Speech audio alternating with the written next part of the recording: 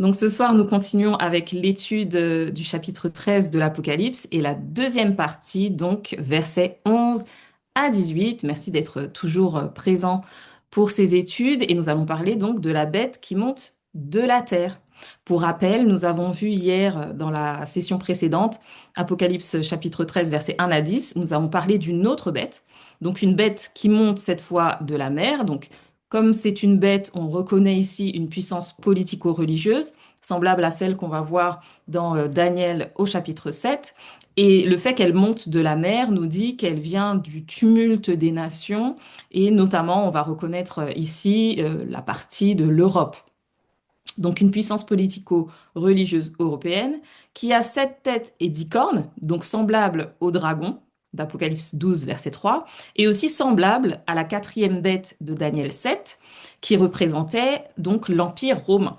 Donc on voit que cette bête qui monte de la mer, elle est issue à la fois du dragon, qui est le diable et Satan, mais aussi de la quatrième bête de Daniel 7, donc elle est issue de l'Empire romain. Elle a aussi 10 diadèmes sur sa tête. Donc ces 10 diadèmes signifient qu'elle se réclame de la royauté ultime. Voilà, le nombre 10 parle vraiment de l'entièreté, la totalité. Et les couronnes, les diadèmes, la royauté. Donc pour elle, c'est la reine sur terre, quoi. Et on a aussi vu dans le verset 2 que cette bête est un mélange des trois premières bêtes de Daniel 7. Donc, le léopard, l'ours et le lion, dans cet ordre-ci qui est l'ordre inverse présenté dans Daniel 7. Donc, autrement dit, cette bête, elle récupère les attributs de ces de ces trois premières bêtes, ces trois premières puissances qui étaient des puissances d'oppression, notamment du peuple de Dieu. Cette bête qui monte de la mer, on a vu aussi qu'elle reçoit l'autorité et le trône du dragon. En cela, nous avons pu voir que c'est une contrefaçon de Jésus, puisque Jésus va lui-même recevoir l'autorité de son Père et il va aussi s'asseoir sur le trône de son Père. Donc ces notions-là montrent bien que cette bête vient en opposition directe à Jésus. C'est une bête aussi qui va blasphémer contre Dieu, donc qui va se prendre pour Dieu, qui va vouloir prendre la place de Dieu. Et cette bête va agir pendant 42 mois. Nous avons pu identifier ce temps de 538 à 1798. Et donc, avec toutes ces informations, nous avons pu identifier cette bête qui monte de la mer comme étant la Rome papale, donc la papauté, le système de la papauté. Nous avons pu dire quand même qu'il ne s'agit pas de l'Église catholique en tant que croyant, membre d'Église, chrétien, mais bien du système autoritaire et violent et qui prive des libertés religieuses, etc. C'est ce système-là qui est identifié comme la bête qui monte de la mer. On a vu à la fin de l'étude que cette bête a été blessée à mort, mais elle a été guérie. Donc cette blessure, on l'a identifiée en 1798 avec l'arrestation du pape Pie VI par le général Berthier. Et on a pu aussi identifier le début de la guérison en l'an 1929 avec les conciles de Latran, où là, il y a eu une reconnaissance de l'État du Vatican, une reconnaissance officielle, et donc il y a eu un début de restauration de l'autorité de la Rome papale, voilà, mais qui est encore fébrile, en tout cas qui est encore assez discret. Et ça, on reviendra dessus un peu plus tard. Et puis, nous avons pu terminer en disant que cette bête qui monte de la mer a reçu l'autorité de faire la guerre aux saints. Et on a pu voir effectivement que dans l'histoire de la Rome papale, eh bien, il y a eu de nombreuses persécutions des croyants qui étaient restés attachés à la Bible, à la parole, en lien donc avec Apocalypse 11 et les deux témoins, notamment persécution des Vaudois, des Albigeois, des réformateurs.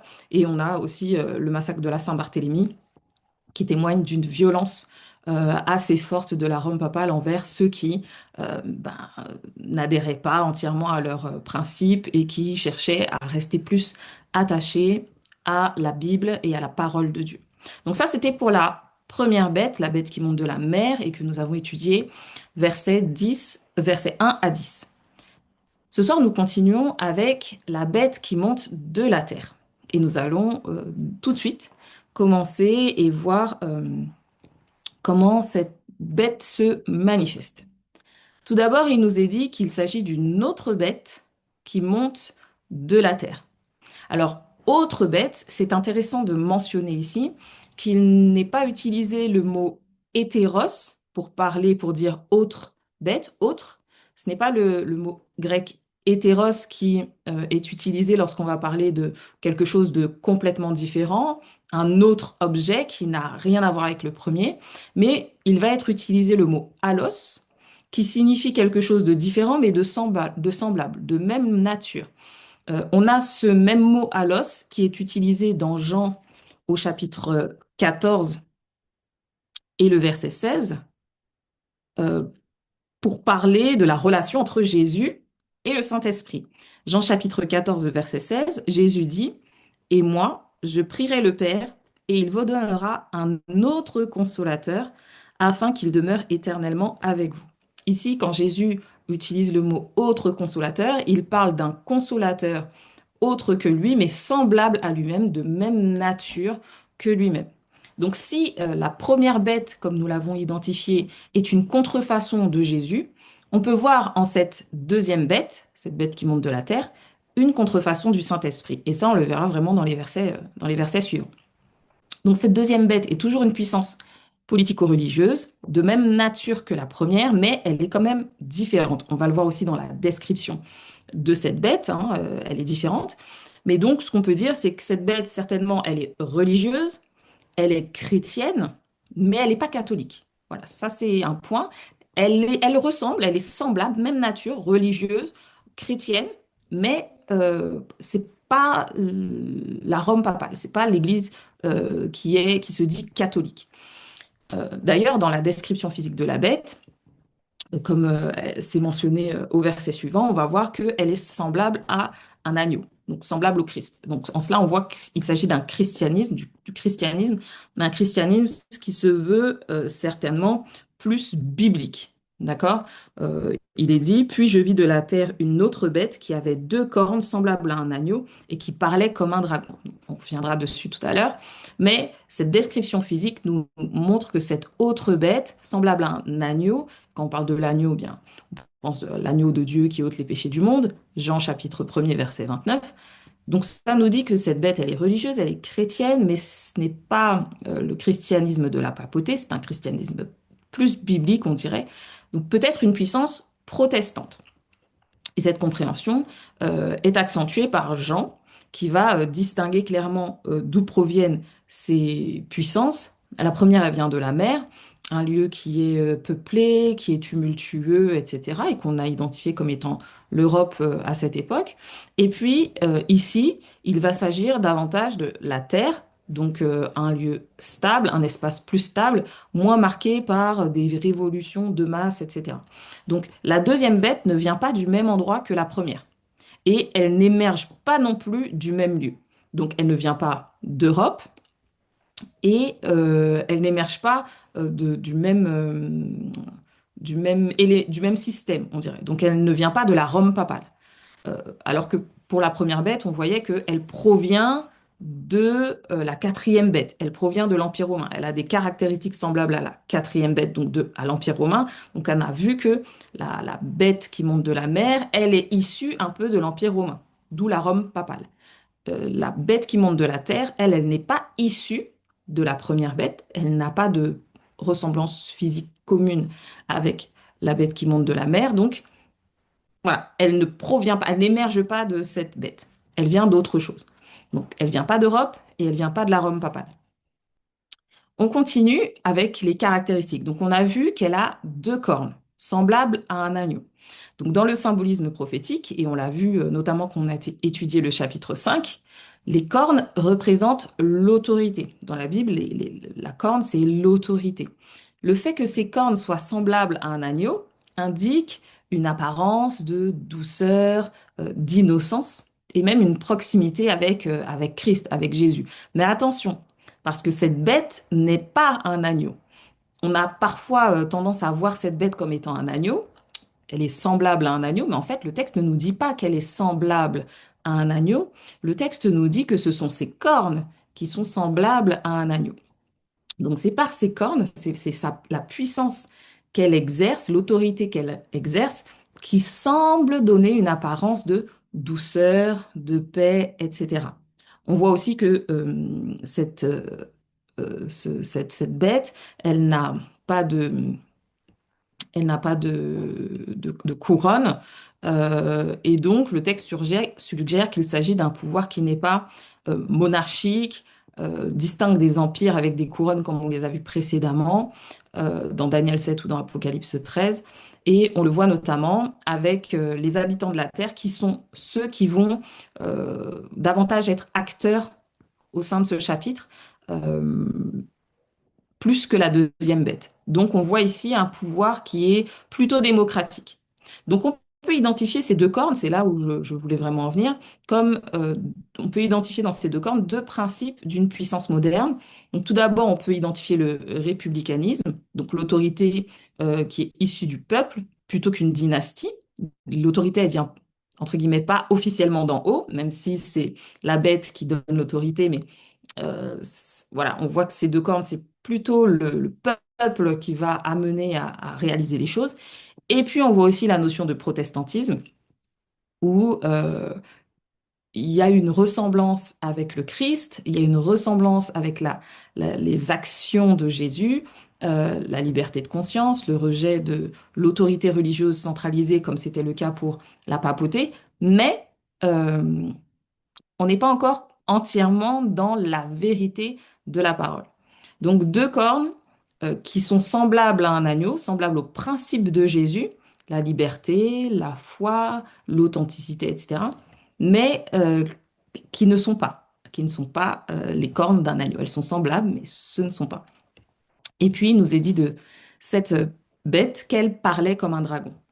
Donc, elle a des cornes semblables à celles d'un agneau, mais elle parle comme un dragon. Il y a une différence entre son apparence extérieure et puis ce qu'elle transmet. Le texte souligne bien cette contradiction, cette distinction. Et dans la Bible, parler renvoie souvent à une action d'autorité. D'accord? Dans Daniel au chapitre 7, le verset 25, on nous parle de cette petite corne qui représente d'ailleurs, qui est semblable à la bête qui monte de la mer.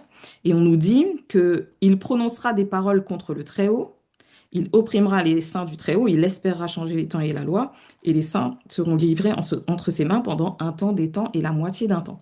Donc il prononcera des paroles contre le Très-Haut. Il y a de l'autorité ici. Et c'est associé directement à un pouvoir blasphématoire, à des paroles, à des changements imposés, notamment au niveau de la loi. Et parler comme un dragon signifie adopter aussi les méthodes du dragon. Ce qu'on a vu quand on a étudié le dragon dans Apocalypse au chapitre 12, c'est que le dragon, c'est le diable et Satan. Et le diable, sa nature, c'est qu'il est meurtrier et il est menteur dès le commencement. Ça, c'est Jean au chapitre 8, verset 44 qui nous le retransmet, c'est Jésus qui le dit. Et donc, on voit que parler comme le dragon, c'est agir selon les méthodes du dragon, la violence et le mensonge ou la tromperie. Donc, ici, cette bête qui monte de la terre et qui a les cornes semblables à celles d'un agneau, elle utilise quand même des actions telles que l'intimidation, la contrainte, l'instrumentalisation, et elle profère aussi des paroles contre le Très-Haut, parce qu'elle parle comme un dragon, et on l'a vu dans Daniel 7, 25, il s'agit là de blasphémer, d'opprimer, de vouloir se faire Dieu à la place de Dieu. Donc la prophétie ici décrit par cette bête qui ressemble à un agneau, enfin, qui a des cornes semblables à celles d'un agneau, qui fait penser à un agneau, mais qui aussi fait penser à un dragon, on parle d'une apostasie. Donc il y a un pouvoir spirituel religieux qui va finir par imposer une norme en se détournant finalement de son origine religieuse, spirituelle et même chrétienne. On a ici une sorte de miroir avec Daniel au chapitre 3. Si on se souvient un petit peu de l'histoire de Daniel 3, il y a le roi Nebuchadnezzar qui va faire ériger une grande statue et il va ordonner à ce que tous ceux qui sont dans son pays, au son de la trompette et de toutes sortes d'instruments, se prosternent devant la statue et adorent la statue. Euh, le problème, ce n'est pas la statue en soi, mais c'est le décret derrière qui va exiger l'acte d'adoration. Et on a trois Hébreux qui vont refuser de se prosterner devant la statue. Ils vont tenir bon. Par deux fois, on va leur imposer de le faire et ils vont refuser de le faire. Finalement, ils seront jetés dans une fournaise ardente. Ils savaient qu'ils allaient être jetés dans la fournaise, mais malgré tout, ils sont restés fidèles. Et à ce moment-là, eh bien, il y a un fils de l'homme, qu'on reconnaît comme étant Jésus-Christ, qui se manifeste et qui les délivre, qui les sauve de cette fournaise ardente. Donc, ici, la statue, en soi, c'est pas grave, mais le problème, c'est l'adoration de cette statue. La statue en elle-même, c'est de l'art, mais si on se prosterne, et ça fait un petit peu penser au deuxième commandement, euh, Exode au chapitre 20, où il est dit, tu ne feras pas d'image taillée, ni de représentation quelconque des choses qui sont en haut dans les cieux, en bas sur la tête, sur la terre et dans les eaux plus bas que la terre. Tu ne te prosterneras pas devant elles et tu ne les serviras pas. Donc, ne pas faire d'image taillée, c'est surtout pour ne pas impliquer une adoration de ces images taillées. L'idole sans adoration, ce n'est qu'un objet, ce n'est pas un dieu, mais si la formation de cette idole implique une adoration, là, on passe dans l'idolâtrie. Donc cet agneau parle comme un dragon, exerce cette autorité de blasphème et impose l'adoration. Donc ici, on a, pour résumer un petit peu, une autre bête. Donc un pouvoir politico-religieux, mais différent de la Rome papale. Une bête qui vient de la terre. Donc elle vient d'un lieu différent de l'Europe, un lieu qui prône la stabilité, la paix, au lieu du tumulte et des guerres. Une bête qui a des cornes, donc qui est puissante, et qui est semblable à un agneau, qui a des cornes, sa puissance est semblable à celle d'un agneau, donc elle ressemble à du chrétien, mais ce n'est pas du chrétien. Elle ressemble à du Jésus, mais ce n'est pas du Jésus en vérité. Et au contraire, cette bête, elle parle comme un dragon, donc elle exerce un autoritarisme religieux. Et cette bête aussi, ce qu'on sait, c'est qu'elle monte après la bête qui monte de la mer. Donc plus précisément après sa blessure mortelle qu'on a identifiée au XVIIIe siècle.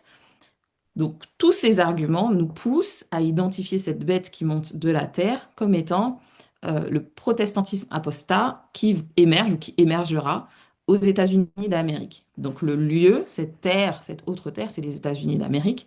Et euh, cette puissance, ce pouvoir politico-religieux, c'est le protestantisme, mais qui est apostat, donc qui rejette la vérité du message qu'il était censé prêcher. Protestantisme qui se rebelle, on va dire.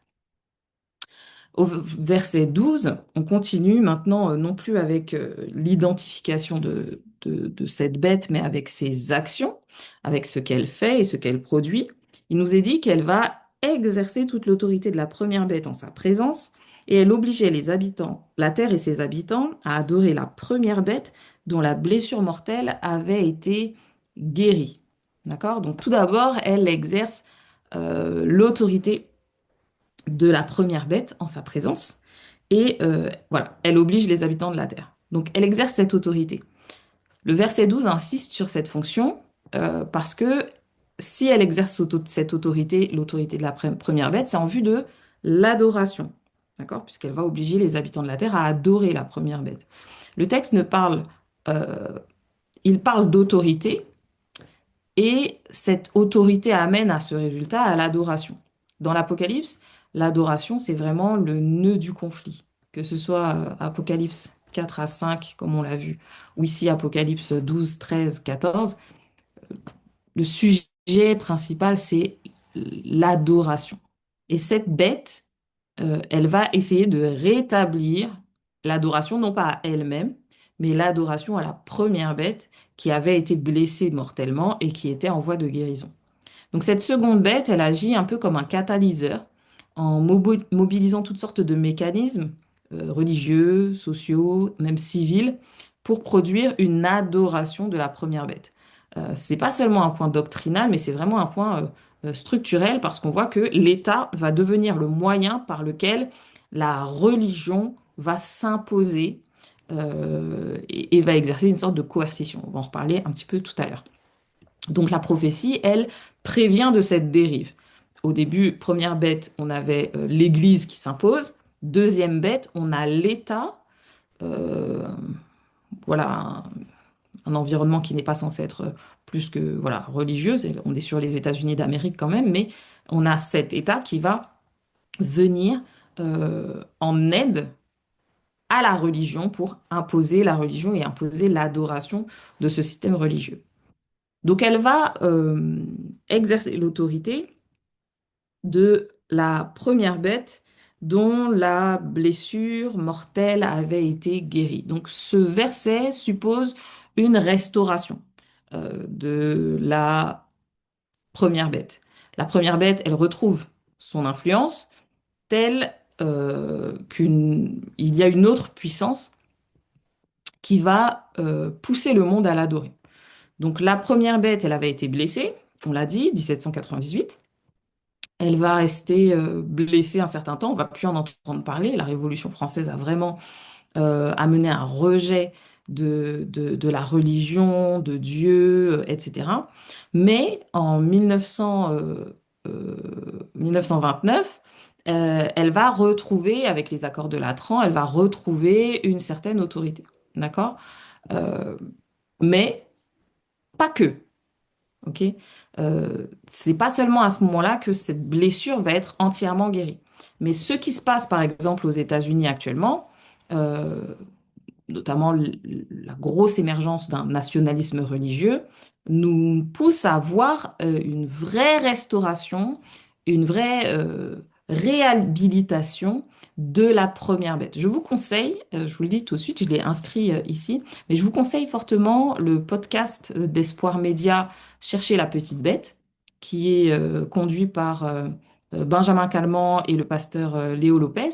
Et ils font vraiment les liens entre la prophétie d'Apocalypse et les actualités politiques vraiment qu'on voit aujourd'hui actuellement. Et bon, je ne vais pas discuter longuement sur ce sujet parce ils font des podcasts de 40 minutes, 1 heure, et ce n'est pas en 5 minutes que je vais pouvoir tout résumer. Mais si, par exemple, le premier mandat de Trump laissait apparaître un homme assez opportuniste, qui n'était pas vraiment à sa place, pas forcément crédible. On voit qu'avec son deuxième mandat, il commence avec une forte intensité, avec une politique beaucoup plus stricte, voire autoritaire, et notamment une mise en avant de la religion comme la porte du salut pour le pays. Je ne sais pas si vous êtes au courant, mais Trump a appelé le 17 mai à un rassemblement national sur l'esplanade de la capitale qui est consacrée à Abraham Lincoln. Il a appelé à un rassemblement pour consacrer et reconsacrer l'Amérique à Dieu. Donc vraiment, c'est du jamais vu quand même hein, pour un pays comme les États-Unis de faire ce type de rassemblement pour voilà, consacrer, reconsacrer l'Amérique à Dieu. Donc il y a actuellement, notamment aux États-Unis, une forte réévaluation, reconnaissance, réhabilitation de l'esprit qu'on va appeler de l'esprit de dominionnisme. Alors qu'est-ce que le dominionnisme?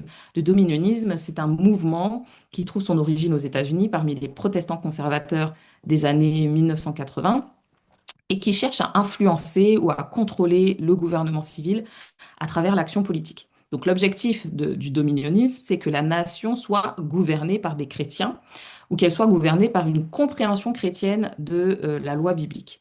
D'accord? Et c'est cette pensée de dominionnisme qui a fait la suprématie de la Rome papale, quand la Rome papale exigeait que ce soit la foi chrétienne qui domine et qui a imposé cette domination de leur interprétation de la foi chrétienne, eh bien, ce même esprit s'installe aux États-Unis de plus en plus et s'installe aussi dans d'autres pays, en Europe notamment, avec le regain de popularité des mouvements d'extrême droite. Donc, si les États-Unis ouvrent la voie, on s'imagine bien que le reste du monde se prépare déjà à suivre cette voie et à entrer dans cette notion de dominionnisme. Donc, la blessure mortelle de la bête va être guérie, elle est guérie, elle commence à être guérie. Et elle va guérir véritablement, pleinement, lorsque bon, tout se mettra en place pour que le dominionnisme prenne toute la place, notamment aux États-Unis d'Amérique. Donc, voilà, cette blessure qui est guérie, c'est le cheval de bataille, on va dire, de cette bête qui monte de la terre, qui veut guérir, qui veut que la blessure soit guérie, pour ensuite continuer son action de restauration et de réhabilitation de cette première bête au niveau du monde. On continue avec le verset 13 où il nous dit que cette bête opérait de grands prodiges, jusqu'à faire descendre du feu du ciel sur la terre à la vue des hommes. Donc ici, la Bible nous montre que le surnaturel ne va pas forcément identifier la vérité. Cette bête, elle va faire des miracles. Mais c'est pas parce qu'elle fait des miracles, c'est pas parce qu'elle fait de grands prodiges que ces prodiges viennent de Dieu. En Égypte, on voit que les magiciens, les mages et les magiciens de Pharaon imitaient aussi les miracles que Moïse faisait. Jésus lui-même va avertir de faux signes capables de séduire, si possible, même les élus. Paul aussi va annoncer des prodiges liés à l'égarement des saints. On peut lire dans 2 Thessaloniciens au chapitre 2 et le verset 9 à 10. 2 Thessaloniciens 2, versets 9 à 10, Paul écrit, l'apparition de cet impie se fera par la puissance de Satan, avec toutes sortes de miracles, de signes et de prodiges mensongers, et avec toutes sortes de séductions de l'iniquité pour ceux qui périssent, parce qu'ils n'ont pas reçu l'amour de la vérité pour être sauvés. Donc ici, on voit que avec la puissance de l'ennemi viennent aussi des prodiges et des miracles. Et dans Apocalypse 13, on voit que les prodiges, les miracles vont servir à la séduction des nations. D'accord? Donc cette bête va opérer de grands prodiges et elle va réussir à séduire les nations, ce qu'on voit au verset suivant.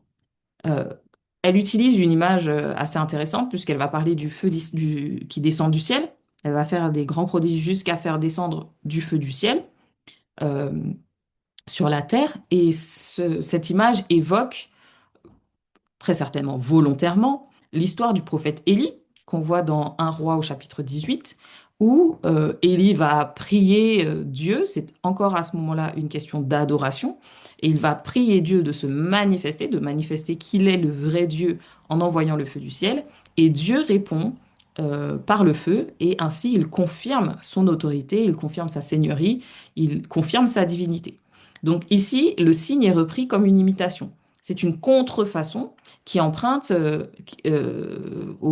à l'histoire biblique pour légitimer un faux système d'adoration. Les gens, quand ils voient le feu qui descend du ciel, ils se disent, ah voilà, c'est le vrai Dieu. Alors, est-ce qu'il y aura vraiment un feu qui descend du ciel? On est toujours ici dans l'image et l'imagerie de l'Apocalypse, on est dans le symbole, mais on comprend que cette bête qui monte de la terre sera capable de faire des choses qu'on attribuerait originellement qu'à Dieu et qui saura convaincre les hommes qu'il s'agit bien de la volonté de Dieu, qu'il s'agit bien de la main de Dieu, alors qu'il ne s'agit pas du tout de la main de Dieu. Donc par ces miracles, la bête, elle devient aussi une contrefaçon du Saint-Esprit, parce que dans la parole, on voit que c'est le Saint-Esprit qui donne la capacité d'opérer des miracles. Dans Jean au chapitre 14 et le verset 12, Jésus va dire à ses disciples, en vérité, je vous le dis, celui qui croit en moi fera aussi les œuvres que je fais, et il en fera de plus grandes parce que je vais au Père. Et il l'a dit aussi au chapitre 16, verset 7, cependant, je vous le dis, il vous est avantageux que je m'en aille, car si je ne m'en vais pas, le Saint-Esprit ne viendra pas vers vous, mais si je m'en vais, je vous l'enverrai. Donc Jésus fait un lien entre le fait qu'il s'en aille et la réception du Saint-Esprit et l'accomplissement des miracles. Et on voit dans 1 Corinthiens au chapitre 12, versets 7 à 9, que c'est bien le Saint-Esprit qui donne la possibilité aux disciples de Jésus, aux enfants de Dieu, de faire des miracles. Si les enfants de Dieu font des miracles, c'est parce qu'ils ont reçu le Saint-Esprit. 1 Corinthiens 12, versets 7 à 11. Or, à chacun la manifestation de l'Esprit est donnée pour l'utilité commune. En effet, à l'un est donné par l'Esprit une parole de sagesse, à un autre une parole de connaissance selon le même Esprit, à un autre la foi par le même Esprit, à un autre le don des guérisons par le même Esprit, à un autre le don d'opérer des miracles, à un autre la prophétie, à un autre le discernement des esprits, à un autre la diversité des langues, à un autre l'interprétation des langues. Un seul et même esprit opère toutes ces choses, les distribuant à chacun en particulier comme il le veut.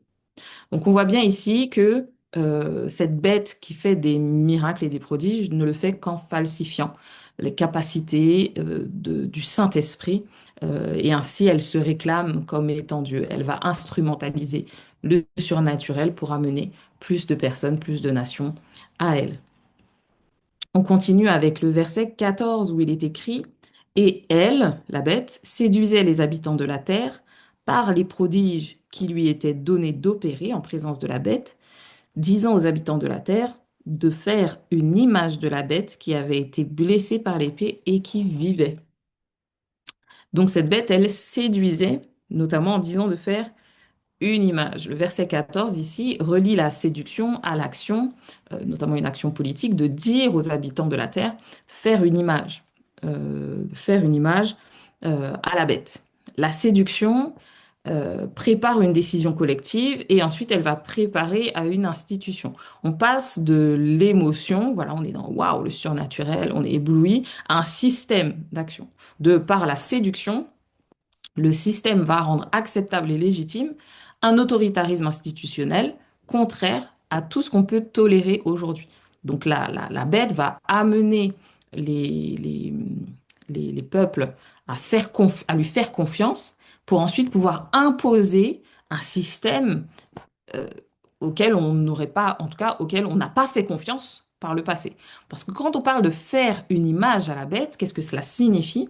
Cela signifie en fait de rendre visible cette bête. Faire une image, c'est construire quelque chose de visible. Et on voit aussi là une contrefaçon du Saint-Esprit, parce que c'est le Saint-Esprit qui rend visible Jésus. Comme Jésus le dit dans Jean au chapitre 16, versets 13 et 14. Jean 16, verset 13 et verset 14, Jésus dit, quand le Consolateur sera venu, l'Esprit de vérité, il vous conduira dans toute la vérité, car il ne parlera pas de lui-même, mais il dira tout ce qu'il aura entendu, et il vous annoncera les choses à venir. Il me glorifiera, parce qu'il prendra ce qui est à moi, et il vous l'annoncera. Donc ici, on voit que c'est le Saint-Esprit qui va mettre Jésus en avant, c'est le Saint-Esprit qui va glorifier Jésus en reprenant ce que Jésus a dit, en le transmettant à ses disciples. Et ici, on voit que la bête qui monte de la terre va rendre visible, elle va faire une image à cette bête qui monte de la mer. Donc une vraie contrefaçon. L'image de la bête, ce n'est pas une statue, littéralement, c'est pas une idole, hein, mais c'est bien un système de gouvernance qui va régner de manière similaire à la bête qui monte de la mer. On se souvient de cette bête qui monte de la mer, qui dominait, selon les caractéristiques du dragon, euh, qui est meurtrier et menteur, donc qui dominait par la violence et par la tromperie. Et bien de même, cette bête qui monte de la terre va faire que les habitants de la terre vont créer eux-mêmes une image d'une d'un système politico-religieux qui va être violent et qui va être menteur, qui va être trompeur. Et on a encore ce renvoi à Daniel au chapitre 3, parce que dans Daniel chapitre 3, cette image, cette statue, va devenir l'outil pour un décret universel qui en fait va asservir les gens. Si vous ne vous prosternez pas, vous serez tués. D'où ça vient? Ça vient de nulle part, mais voilà, on a construit quelque chose qui va amener à un système pour asservir, pour persécuter, pour faire du mal.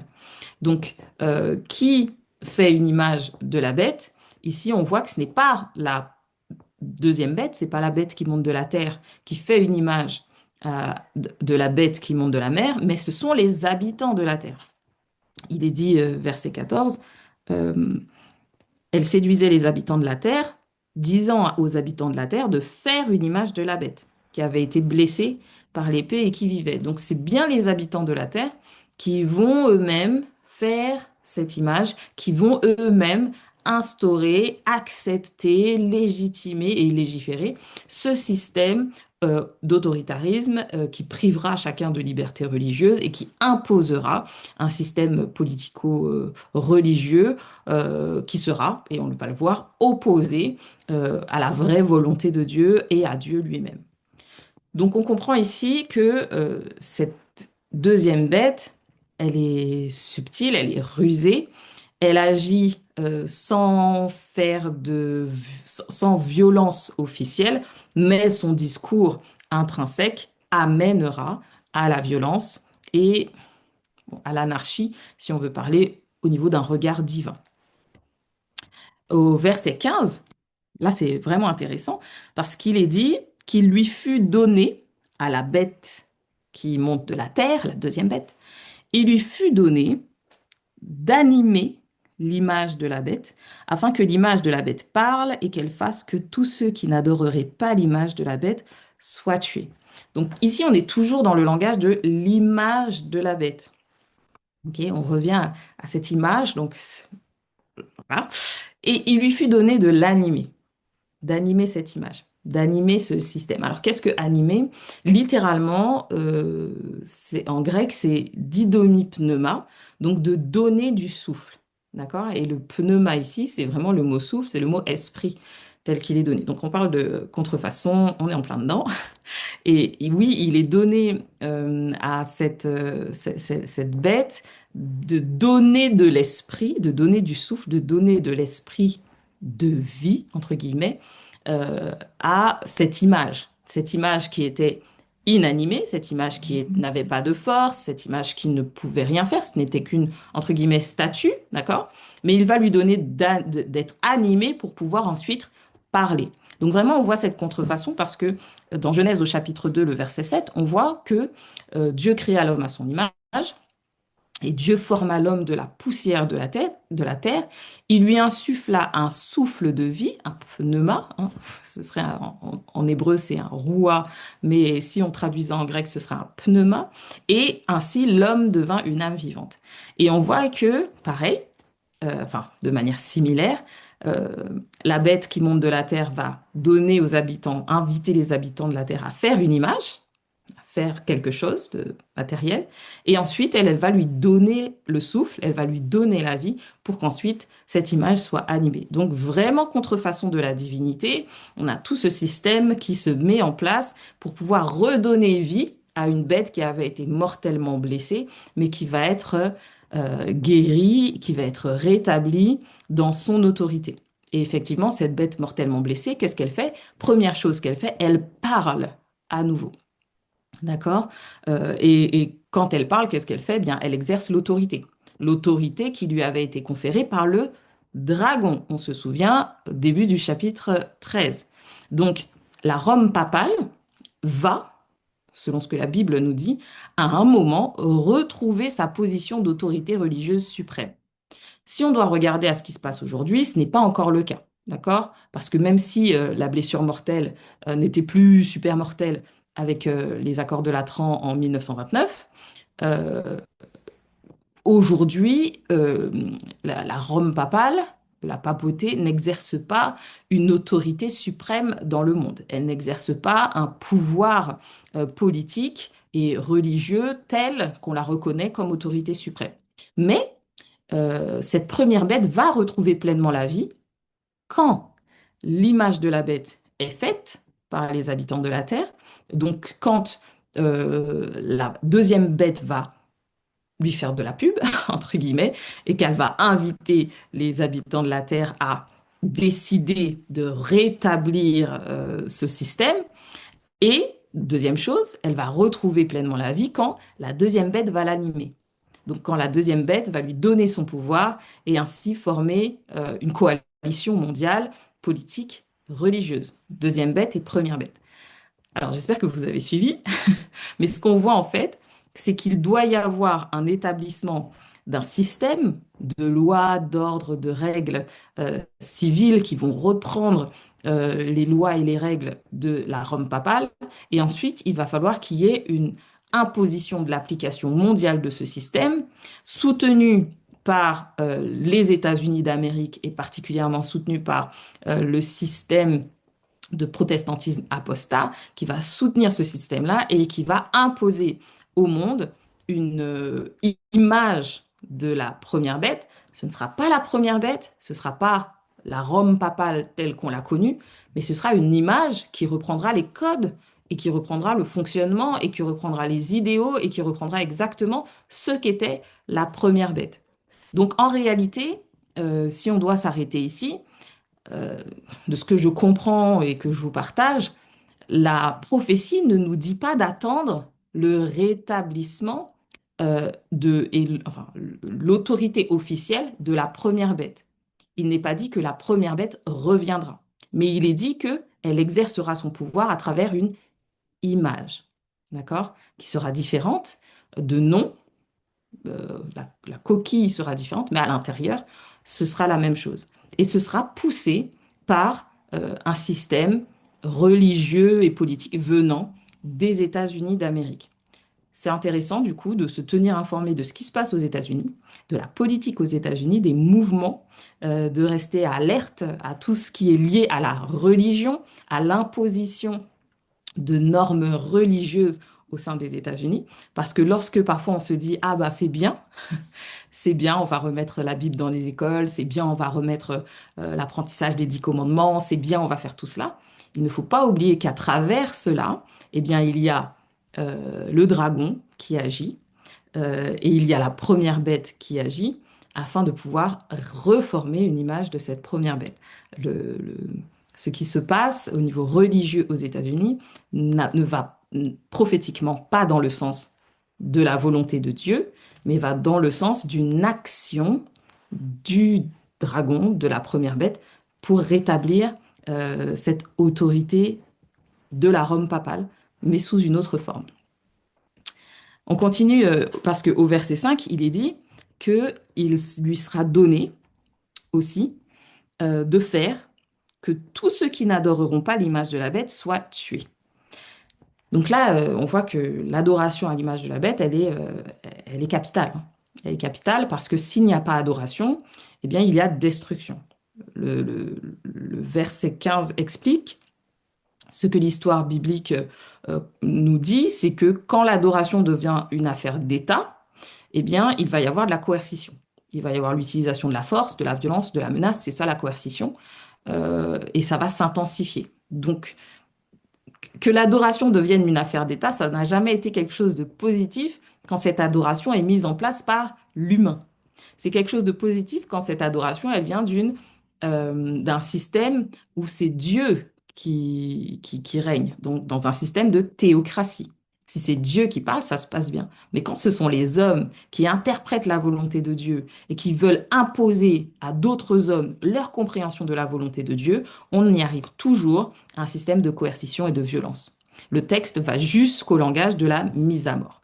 Et c'est vraiment fort parce que pour la première bête, Apocalypse 13, verset 7, on nous disait qu'il fut donné à la bête de faire la guerre. Donc on avait parlé du mot guerre au chapitre 12, polémos, qui est une guerre spirituelle, une guerre matérielle. Donc il va lui être donné de faire la guerre au sein de les vaincre. Mais ici, au chapitre 13, le langage, il est beaucoup plus tranché, puisqu'il est dit que on parle tout de suite d'exécution physique. Voilà. Ils seront mis à mort, ils seront tués directement. La persécution, à ce moment-là, elle est beaucoup plus rigide et sans compromis. D'accord? Alors, on avait vu cette première bête qui était effrayante, avec ses 7 têtes, 10 cornes, 10 diadèmes, qui proférait des blasphèmes, etc. Mais cette deuxième bête qui a 2 petites cornes, qui ressemble à un agneau, etc., elle a un système beaucoup plus dur, beaucoup plus tranché et beaucoup plus violent. Ça revient toujours à Daniel au chapitre 3 où encore une fois, on voit le modèle, hein. L'adoration, elle est imposée et tous ceux qui refusent cette adoration sont emmenés dans la fournaise. Il n'y a pas d'autre chemin, il n'y a pas de demi-mesure, c'est adoration ou fournaise. Et dans le Nouveau Testament, Jésus prévenait déjà ses disciples qu'ils seront haïs à cause de son nom. Matthieu chapitre 10, le verset 22. Et justement, eh bien, l'Apocalypse va valoriser la persévérance des saints.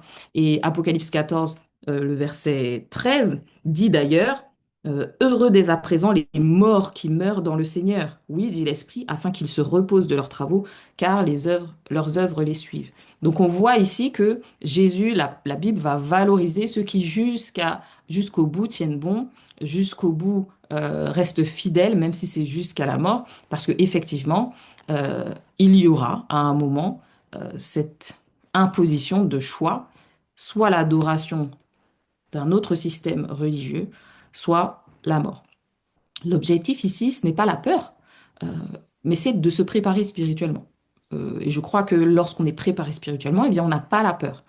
On a dans les trois chapitres de récit du livre de Daniel, chapitre 1, chapitre 3, chapitre 6. Tous les autres chapitres sont des chapitres prophétiques. Dans ces trois chapitres, on a la notion de la fidélité, qui n'est pas un acte héroïque, mais qui est vraiment une relation de confiance, d'obéissance, qui est nourrie par la connaissance de Dieu et l'espérance.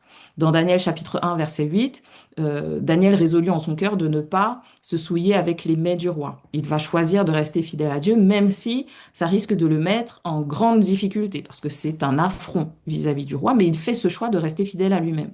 Dans Daniel chapitre 3, versets 17 à 18, les Hébreux, avant d'entrer dans la fournaise, Shadrach, Meshach et Abednego vont dire, euh, nous savons que notre Dieu peut nous délivrer de la fournaise, qu'il nous délivrera de ta main, mais sache, ô Dieu, sinon nous ne nous prosternerons pas devant les statues, nous n'adorons pas tes dieux.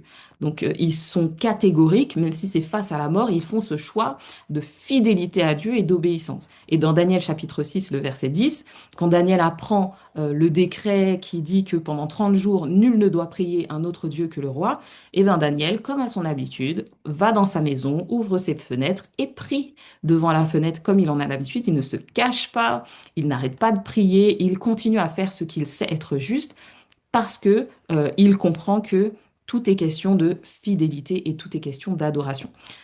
Donc je crois que dans ce beau livre qu'est le livre de Daniel, si Dieu, au milieu de ces prophéties qui nous parlent de la fin des temps, nous a donné ces trois récits qui nous parlent d'hommes, de plusieurs hommes qui sont restés fidèles malgré les menaces de mort, eh bien c'est pour nous encourager à comprendre que Dieu sera là avec ses enfants, Dieu sera là avec ceux qui choisiront de lui être fidèles et que Dieu pourvoira parce qu'il a prévu de récompenser ses enfants. Et comme Jésus l'a dit, à celui qui vaincra, eh bien, je le ferai s'asseoir avec moi sur mon trône.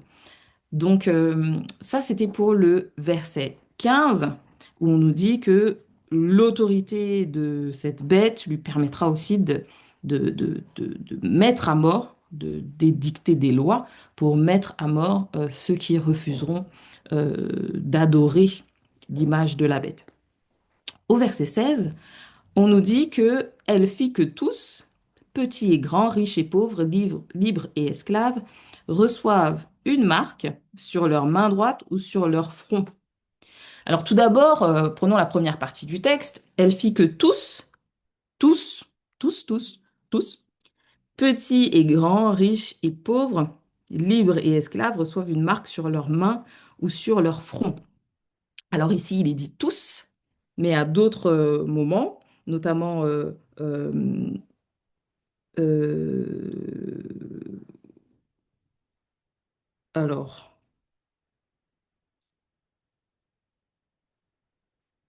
oui, voilà. Elle dit que tous reçoivent une marque, voilà, sur leurs mains ou sur leur front. Donc, ce texte insiste, ce tous, c'est les petits, les grands, les riches, les pauvres, les libres, les esclaves. Donc, cette liste signifie que cette crise, elle dépasse même les frontières sociales. Toutes les classes de la société sont concernées. Il y a une uniformité quant à la menace et on n'y échappe pas par son statut, par sa richesse ou par son influence. La question revient donc à qui est-ce que je vais appartenir? Est-ce que je vais appartenir à ce groupe? Alors heureusement, il y a plusieurs groupes, parce que même si elle dit que tous recevront la marque, Apocalypse au chapitre 20 nous dit bien que tous ne reçoivent pas véritablement cette marque. Apocalypse chapitre 20, le verset 4. Et je vis les trônes, ceux qui s'y assirent, à ceux qui s'y assirent fut donné le pouvoir de juger. Je vis les âmes de ceux qui avaient été décapités à cause du témoignage de Jésus, à cause de la parole de Dieu, et de ceux qui n'avaient pas adoré la bête ni son image, et qui n'avaient pas reçu la marque sur leur front ni sur leurs mains. D'accord? Donc, ici, le texte va nous parler de tous, petits et grands, riches, pauvres, libres et esclaves, mais il ne s'agit pas véritablement de tous. Alors pourquoi est-ce que le texte dit tous? Eh bien parce que ce tous va être aussi une contrefaçon, et cette fois une contrefaçon du peuple scellé. Je vous l'ai déjà dit à plusieurs reprises, dans le livre de l'Apocalypse, il y a une formulation qui parle de ceux qui sont sauvés, et c'est une formulation qu'on va retrouver au chapitre 11, au chapitre euh, 13, au chapitre 14, à toute nation, à toute tribu, à toute langue et à tout peuple. Cette formulation reprend véritablement ceux qui sont sauvés. Ceux-là, ce sont ceux qui ont adhéré à Dieu et qui sont restés fidèles à Dieu, qui restent fidèles à Dieu. En opposition à eux, il y a une autre contrefaçon où il dit tous, petits, grands, riches, pauvres, libres et esclaves. Cette formulation-là parle au contraire de ceux qui vont adhérer à la bête. Et on retrouve cette formulation au chapitre 19, Apocalypse 19, versets 17-18, où on va parler de la destruction des impies, d'accord, de ceux qui sont restés attachés à la bête et qui vont être tués. Apocalypse 19, verset 17-18, il est écrit, « Et je vis un ange qui se tenait dans le soleil. Il criait d'une voix forte, disant à tous les oiseaux qui volaient au milieu du ciel, Venez, rassemblez-vous pour le grand festin de Dieu, afin de manger la chair des rois, la chair des chefs militaires, la chair des puissants, la chair des chevaux et de ceux qui les montent, la chair de tous, libres et esclaves, petits et grands. » Il manque que riches et pauvres. Mais on retrouve vraiment de tous, petits et grands, libres et esclaves. Donc on retrouve cette mention, cette phrase qui représente manifestement ceux qui n'ont pas adhéré à Dieu, ceux qui ne sont pas restés attachés à Dieu. Donc la bête va faire que un grand nombre, mais tous ceux qui n'ont pas adhéré à Dieu, reçoivent donc une marque. Et ils vont recevoir une marque sur leur front ou sur leur main droite. Alors, la marque, enfin, on y est, la marque de la bête, la si célèbre marque de la bête. Donc, tout d'abord, si je dois dire quelque chose sur ce verset, c'est qu'il ne s'agit pas seulement de recevoir une marque. Parce que parfois, on peut se dire, ah bah voilà, peut-être que sans faire exprès, sans faire attention, il y a certains qui vont recevoir une marque. Le mot qui est utilisé ici, c'est toujours le mot didomie, donc donner, accorder, de son propre accord. D'accord? Il y a un sens d'actif ici. L'action, elle n'est pas passive. Je ne reçois pas contre ma volonté. On ne m'utilise pas, mais l'individu lui-même choisit il donne son accord pour recevoir cette marque. Donc, s'il la reçoit, c'est qu'il la reçoit volontairement. Il n'y a pas d'imposition involontaire de la marque de la bête. Chacun saura exactement ce qu'il fait et ce qu'il prend, ce qu'il reçoit. Parfois, on a peur de se tromper quant à la marque de la bête. On se dit, ah, peut-être que ça, c'est la marque de la bête. Et du coup, est-ce qu'il faut le faire? Est-ce qu'il faut pas le faire? J'ai peur, etc.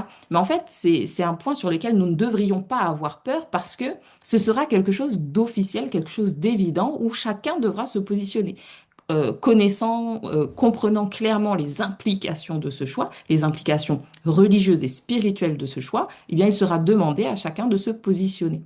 Donc, cette marque, elle n'est pas reçue involontairement, elle est vraiment systématiquement reçue, prise volontairement. C'est ce que dit le texte biblique quand il utilise ici le mot didomie.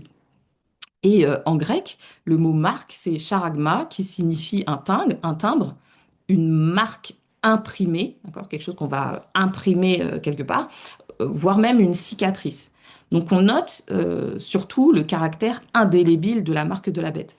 Quand la marque de la bête est prise, il n'y a pas de retour possible. On ne peut pas revenir en arrière. On ne peut pas recevoir une marque, la marque de la bête, ensuite se tourner vers Dieu. Non, ça, voilà, ce sera vraiment l'élément décisif, entre guillemets, du jugement. Et je trouve ça intéressant de voir que finalement, le jugement, ce n'est pas Dieu qui le fera à la fin, entre guillemets, mais c'est chacun qui prendra sur lui-même le jugement. C'est chacun qui fera son propre jugement. Chacun aura à se positionner. Donc, je ne pourrais pas dire Dieu n'a pas été bon pour moi, puisque à un moment ou à un autre, je vais devoir choisir de me positionner pour ou contre Dieu. Donc voilà, pour ce qui concerne la marque. Donc la marque de la bête, elle vient bien sûr en opposition au sceau de Dieu. Et quand nous avons étudié Apocalypse au chapitre 7, nous avons pu dire que, bibliquement parlant, le sceau de Dieu, c'est le Saint-Esprit. Éphésiens chapitre 1, verset 13. où il est dit en lui, vous aussi, après avoir entendu la parole de la vérité, l'évangile de votre salut, en lui, vous avez cru et vous avez été scellés du Saint-Esprit qui avait été promis. Et au chapitre 4, le verset 30, il est dit, n'attristez pas le Saint-Esprit de Dieu par lequel vous avez été scellés pour le jour de la rédemption. Donc quand la Bible parle d'un scellement, elle le met toujours en accord avec le Saint-Esprit. Et effectivement, puisque le Saint-Esprit est celui qui conduit dans toute la vérité, c'est Jésus qui le dit, et il nous conduit vers Jésus, parce que Jésus est la vérité, vers sa volonté. Et qu'est-ce que Jésus dit dans Jean au chapitre 14, versets 20 à 21? Jean 14, versets 20 et 21. Jésus dit, en ce jour-là, donc quand vous recevrez le Saint-Esprit, en ce jour-là, vous connaîtrez que je suis en mon Père, que vous êtes en moi et que je suis en vous. Connaîtrez. Voilà. Celui qui a mes commandements et qui les garde, c'est celui qui m'aime, et celui qui m'aime sera aimé de mon Père, je l'aimerai, et je me ferai connaître à lui. Donc on voit ici le lien que le Saint-Esprit va faire lorsqu'on le reçoit, de nous faire connaître Jésus, de nous faire aimer Jésus et de nous faire garder les commandements de Jésus. Donc ça, c'est l'action du Saint-Esprit comme sceau de Dieu. La marque de la bête, elle va témoigner du refus de se soumettre à la loi de Dieu. Ce sera comme un esprit opposé au Saint-Esprit qui nous convaincra de ne pas accepter la loi de Dieu et de ne pas accepter l'autorité de Dieu. Donc largement, l'objet de la marque de la bête, c'est l'opposition à la loi de Dieu. Donc ça, c'est voilà, c'est ça, hein, la marque de la bête, ce sera le rejet de la loi de Dieu. Mais plus précisément, on peut comprendre que la bête ne s'attaquera pas à n'importe quel commandement de Dieu. D'accord? La bête ne va pas s'attaquer à dire, bon, maintenant vous pouvez tuer, maintenant vous pouvez voler. Ce serait trop gros. Mais elle s'attaquera à un commandement spécial, le commandement qui a déjà été rejeté par le passé. La Bible dit qu'il n'y a rien de nouveau sous le soleil. Et effectivement, si on doit rétablir l'autorité, la marque de la bête, de la première bête, on va sûrement aussi rétablir certains de ces mécanismes. Et on se souvient que la papauté, qu'est-ce qu'elle a fait? Elle a supprimé le quatrième commandement, le commandement sur le sabbat. Elle l'a transformé.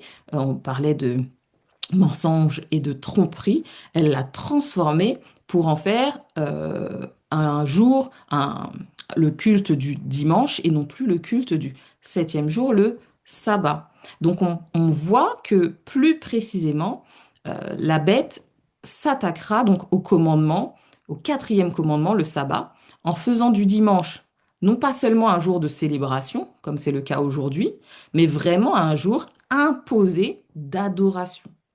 Aujourd'hui, pour la communauté, la large communauté, notamment protestante, voire même catholique, enfin certains catholiques euh, plus ouverts, alors j'oublie le nom, euh, voilà. Pour eux, le dimanche, c'est un jour où, voilà, Jésus est ressuscité, donc c'est facile, on travaille pas, donc on va à la messe et puis on fait le culte. Mais ce n'est pas comme pour les adventistes du septième jour ou comme pour les juifs, le sabbat, un jour de bénédiction, de grâce spéciale, un jour sanctifié, un jour mis à part. Voilà, ce n'est qu'un jour pendant lequel on va à la messe ou on va au culte, mais après on va faire ses courses, après on va voir les potes, après on va faire sa vie. D'accord? Mais viendra un temps où le dimanche, cette loi sur un autre jour d'adoration, ne sera pas juste une invitation à célébrer ce jour, mais sera une imposition à garder ce nouveau jour comme un jour saint, mis à part, parfait, extraordinaire, particulier, et où il y aura cette obligation du coup de célébrer ce jour, de garder ce jour, et certainement pas un autre jour de la semaine, certainement pas le sabbat. Donc à ce moment-là, on verra véritablement dans la marque de la bête, non pas juste une question de jour, mais une question d'adoration du vrai Dieu. À qui est-ce que nous allons nous soumettre? Et cette marque, elle est apposée sur le front et sur la main. Donc quand on parle du front et de la main, on peut faire référence très rapidement à Deutéronome au chapitre 6. Quand on prend Deutéronome chapitre 6, versets 6 à 8, Après, justement, Deutéronome chapitre 5, où Dieu a réitéré via Moïse les 10 commandements, Dieu va dire au verset premier, voici les commandements, les lois, les ordonnances que l'Éternel, votre Dieu, a commandé de vous enseigner afin que vous les mettiez en pratique. OK?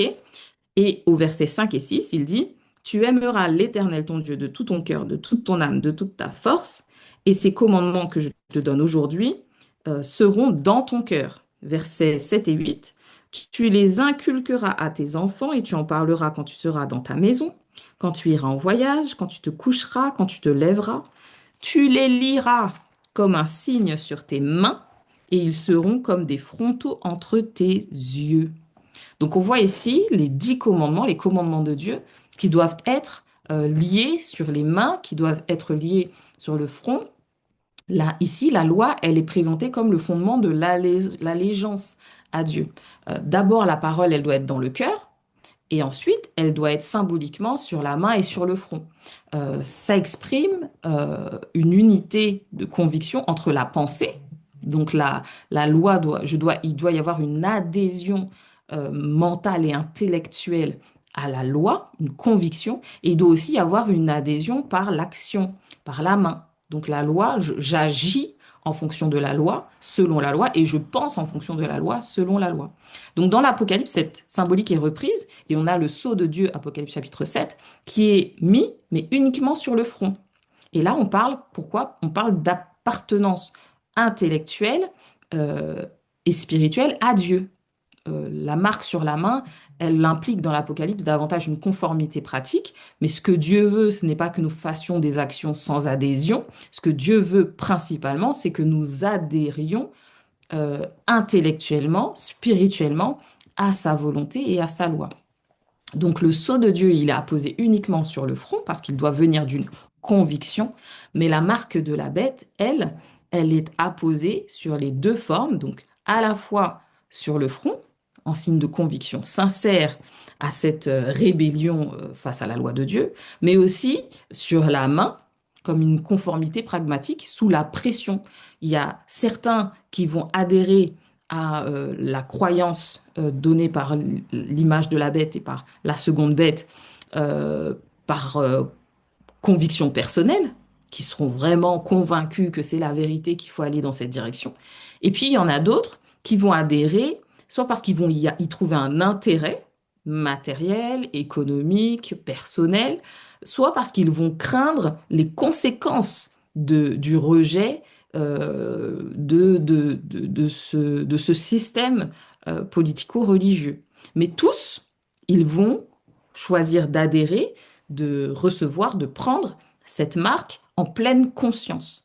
Il n'y en a aucun qui va le prendre parce qu'on va le forcer. On ne forcera personne à prendre ce choix, mais chacun fera son choix en pleine conscience de ce qu'il accepte, l'autorité de la bête, l'autorité de l'humain en fait, et en fonction de ce qu'il rejette, c'est-à-dire l'autorité de Dieu, la loi de Dieu et la personne même de Dieu. Donc voilà pour cette notion, cette marque de la bête qui sera apposée sur le front et sur la main. Et il est dit aussi que personne, la bête va faire, que personne ne puisse acheter ni vendre sans avoir la marque, le nom de la bête et le nombre de son nom. Donc là, c'est vrai qu'on est dans quelque chose d'un petit peu mystique, hein, qui paraît un peu étonnant, mais effectivement, il va y avoir cet empêchement d'acheter et de vendre. Pourquoi? Parce que ben, on est là dans un contrôle économique. Ne pas pouvoir acheter, ne pas pouvoir vendre, c'est isoler, affamer, rendre la vie impossible. Certains l'ont un peu vécu, mais c'était vraiment pas aussi semblable lors du confinement avec l'épidémie de Covid-19.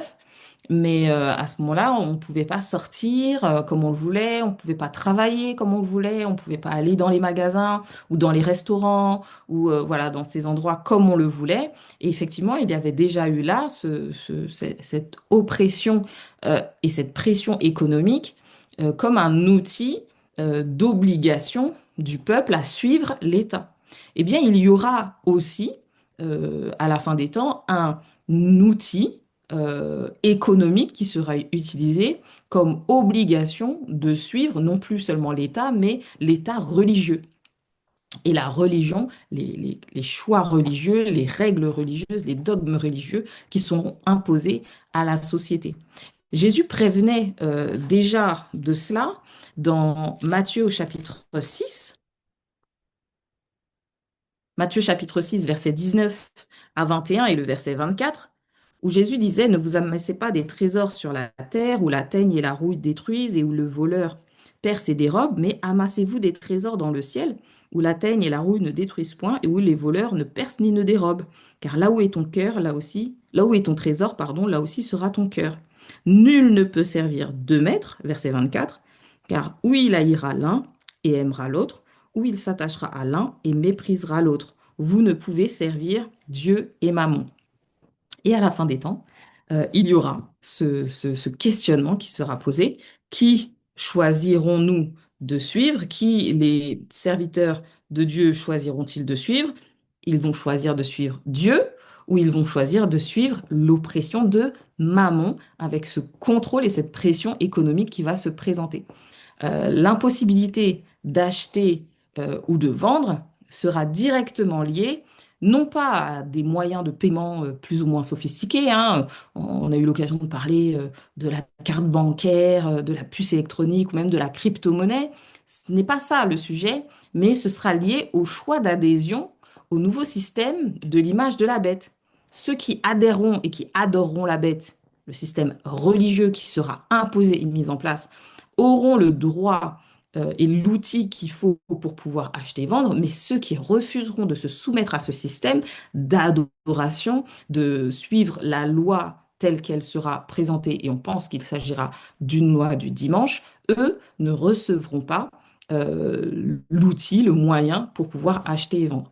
Donc encore une fois, ce ne sera pas quelque chose de caché, ce ne sera pas non plus forcément quelque chose de matériel, parce que la position de la main ou du front, c'est symbolique, on l'a vu tout à l'heure, ça représente l'adhésion intellectuelle et ça représente aussi le fait de suivre, le pragmatisme à suivre, à faire pour toutes sortes de raisons. Mais ce sera pas, la marque ne sera pas forcément quelque chose de matériel, mais ce sera ouvertement anti-Dieu et pro-autorité religieuse humaine. Ça, c'est clair, ce sera évident.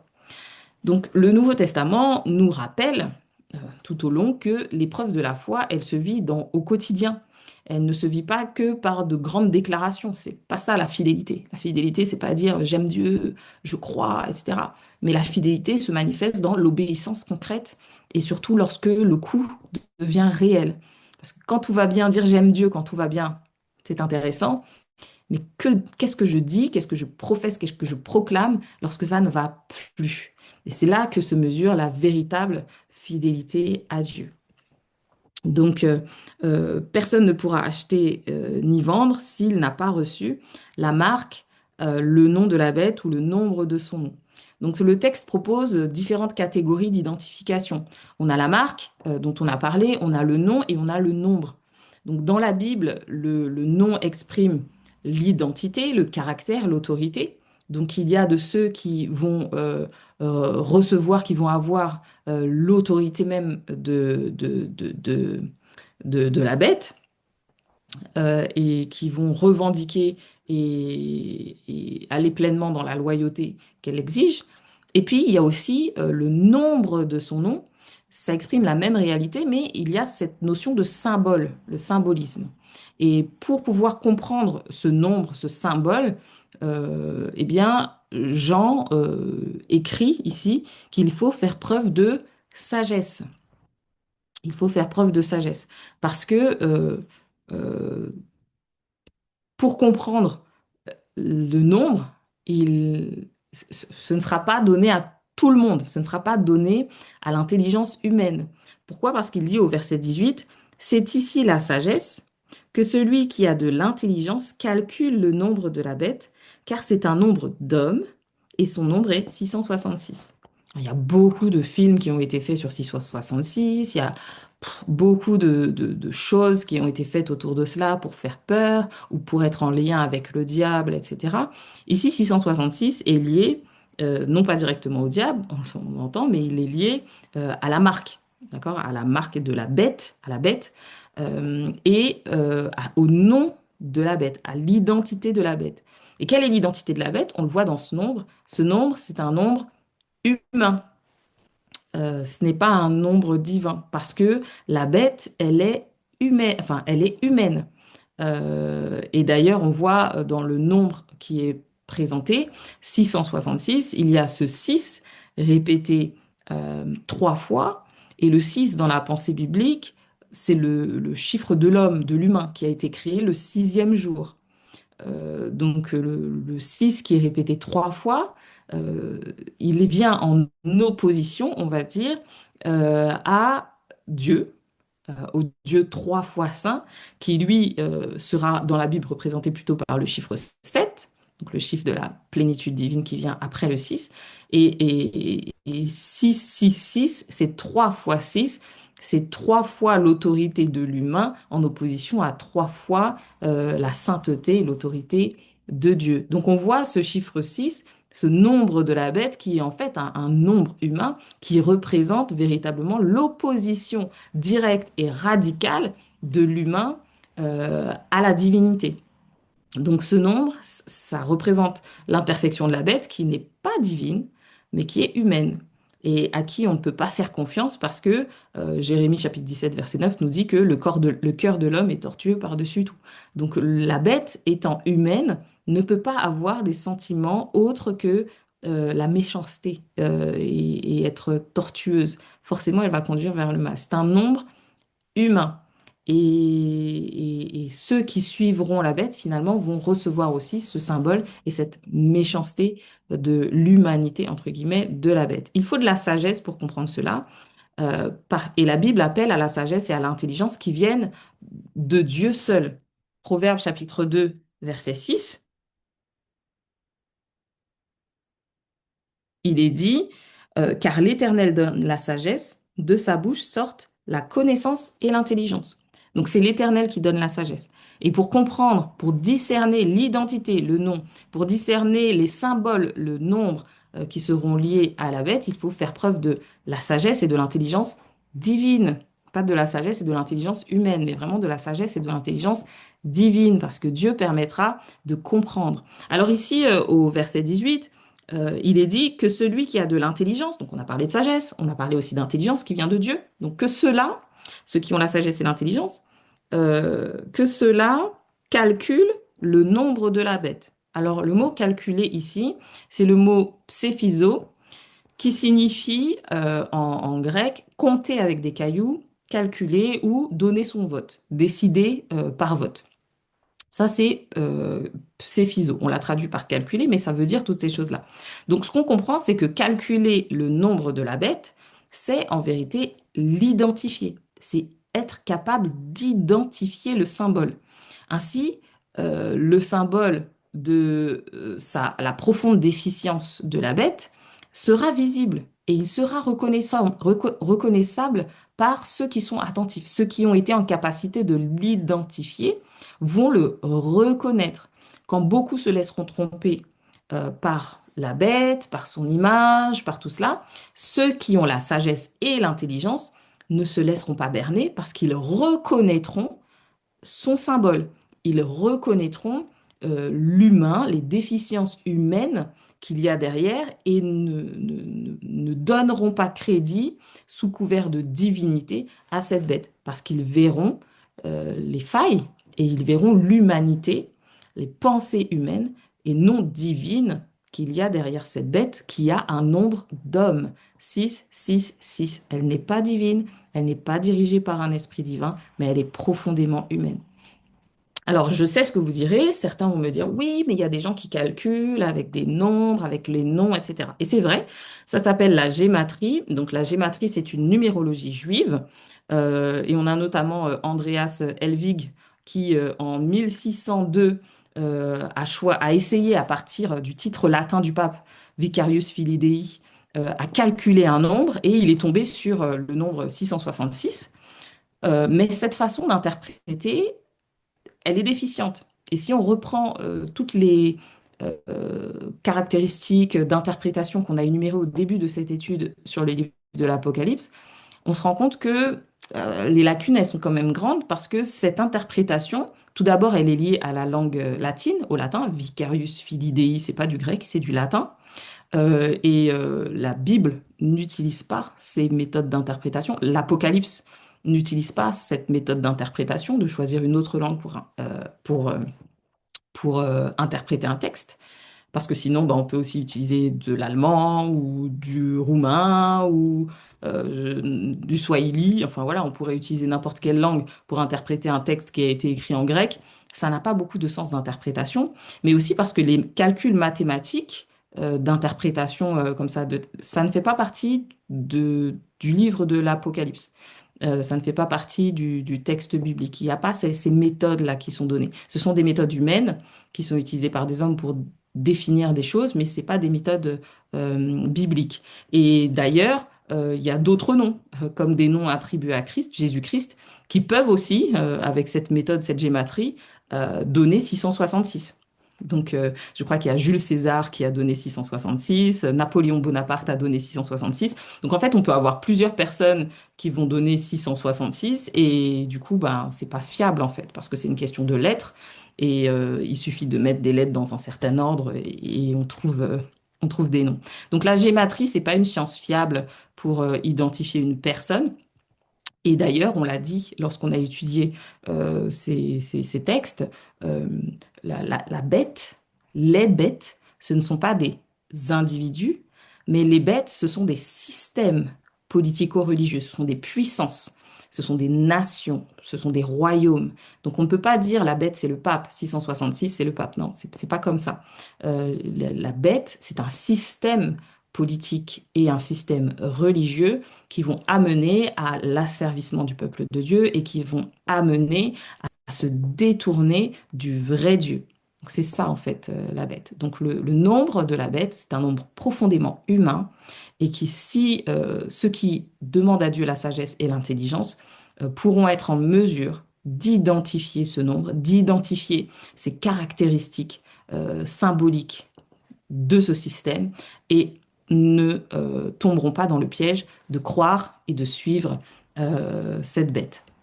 Alors en conclusion d'Apocalypse chapitre 13, versets 11 à 18, euh, on voit, donc il y a un processus cohérent. D'abord, on voit une puissance provenant des États-Unis qui a l'apparence d'un agneau et qui devient coercitive parce qu'elle parle comme un dragon, donc elle amène à la violence, à la menace, dans le but de réhabiliter une autre puissance qui était précédente, la Rome papale. Donc il va y avoir des prodiges, il va y avoir des miracles qui vont servir à convaincre et à séduire les foules, les nations. Et puis, cette séduction va amener à une adoration de l'image de la bête qui sera faite par les nations. Et cette image de la bête, ce système qui reprendra les codes de la première bête, la violence, la tromperie, le mensonge, produira une union civile et religieuse qui va imposer une adoration semblable au premier système, semblable à ce que la papauté avait voulu mettre en place durant ces 42 mois, notamment, d'autorité où elle a agi. Et enfin, il y aura cette contrainte qui va s'universaliser, la marque de la bête, et la pression économique et la menace de mort, une marque qui sera acceptée par loyauté, par volonté, et non pas qui sera imposée. Euh, donc, la réponse de Dieu à tout cela, on va la voir dans le chapitre suivant, où Dieu va inviter à adorer le Créateur et à persévérer dans la fidélité. Alors qu'on termine le chapitre 13 en se disant, waouh, bah du coup, qui devons-nous adorer? Comment on va faire pour choisir correctement? Eh bien, le chapitre 14 viendra pour répondre à cette question, à ces questions, et pour nous aider à rester persévérants dans la vérité. Donc, à la fin, donc voilà, pour nous aujourd'hui, ce chapitre n'a pas été donné pour que nous soyons dans l'angoisse ou pour que nous ayons peur de ce qui doit arriver, mais pour former le discernement.